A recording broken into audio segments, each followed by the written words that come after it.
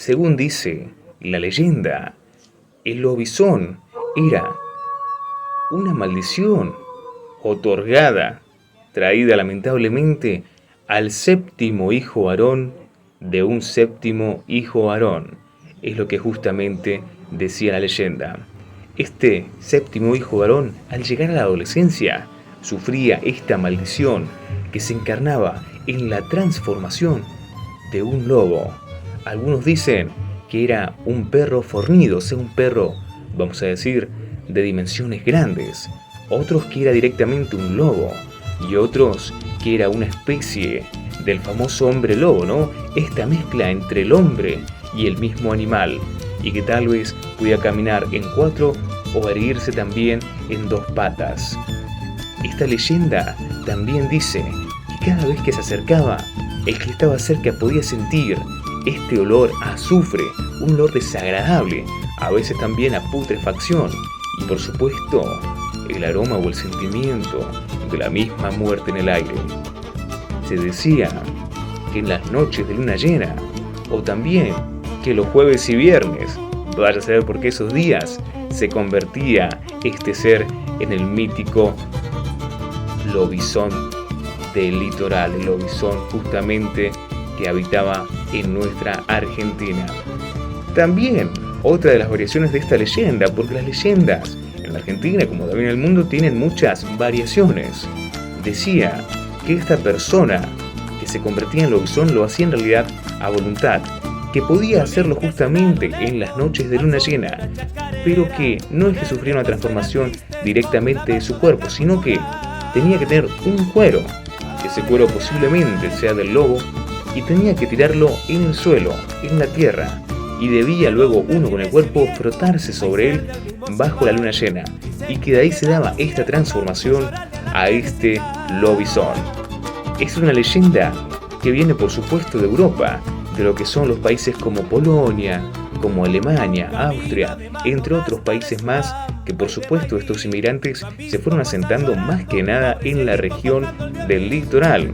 Tenemos actualmente incluso una comunidad muy alta de alemanes, austriacos y otros justamente habitantes o descendientes de estos países europeos que traían esta leyenda y en que se inspiraron en un animal que habita actualmente en esa zona, que hoy lamentablemente está en peligro de extinción, y es el aguaraguazú, como también le dicen lobo de crin, aunque en realidad no es un lobo, pero sí se asemeja bastante en lo que es su morfología, su corporalidad, y además que el aguaraguazú en las noches tiene un grito, porque no aúlla, pero tiene un grito que la verdad da bastante miedo, y asustó, por supuesto, asustó mucho a los habitantes de aquellos lugares, donde por supuesto para explicarlo decían que era este lobizón o este hombre lobo, trayendo la leyenda. Así lamentablemente se dio la caza muy excesiva justamente del aguaraguazú, un animal que no come corderos, no come chivos ni nada, en realidad es un animal que no molesta, que come animales pequeños y lamentablemente así se dio su peligro de extinción que hoy todavía sufrimos. Pero ahí se mantiene esta leyenda que llegó desde Europa y se quedó en el litoral. Dicen también que una forma de quitar esta maldición es bautizando a ese séptimo hijo.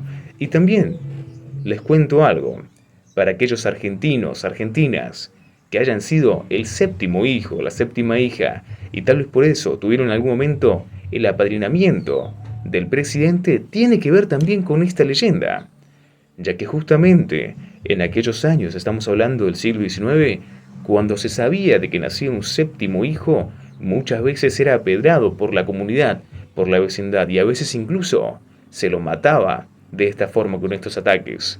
En esto trajeron justamente esta misma mitología de lo que es Europa, como de estos países, Alemania y también incluso de Rusia, que se le daba justamente este séptimo hijo varón, el rey de aquellos países en Europa debía apadrinarlo. Entonces así culminaban lo que eran las maldiciones sobre este ser. En ese caso se trajo también esta misma tradición a la Argentina y se le pedía al presidente de turno que apadrinara a ese séptimo hijo. Primero se hizo de forma informal, hasta que luego, en principios de los años 1900, el presidente Alcorta fue el primero que apadrinó a un séptimo hijo de forma formal, donde había certificados y demás. Y esto venía justamente por esta misma leyenda. Si el presidente apadrinaba a este séptimo hijo varón, ya por lo menos tenía el respaldo, el cuidado, la seguridad justamente del gobierno para con esta persona, y así el resto de la comunidad lo dejara en paz.